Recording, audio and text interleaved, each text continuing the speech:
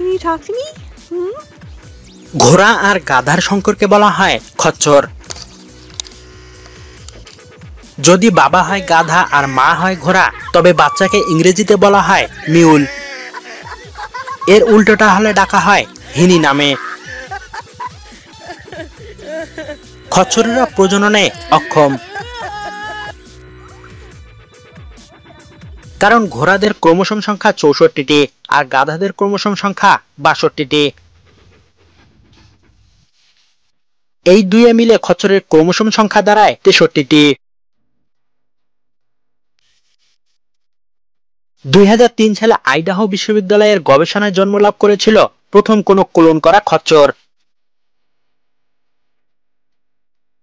বিশ্ববিদ্যালয়ের নাম অনুসারেই ওটার নাম রাখা হয় আইডাহো জেম বা আইডাহো রত্ন।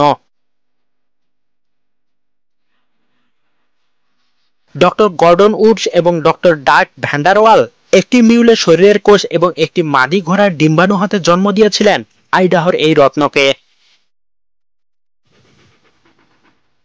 সে হিসেবে এটিকে ডাকা হয় মিউল নামে, কারণ এর মা হচ্ছে মাদি ঘোড়া আর তার বাবা নিজেও একজন মিউল। ৩০৭ বারের চেষ্টার পর জন্ম নিয়েছিল আইডাহো জেম। বর্তমানে আইডাহো জেম আছে জ্যাকলিন নামে এক ব্যক্তির কাছে। তার তত্ত্বাবধানে ও প্রশিক্ষণে এটি বর্তমানে রেসিং এ বেশ নাম কুড়িয়েছে।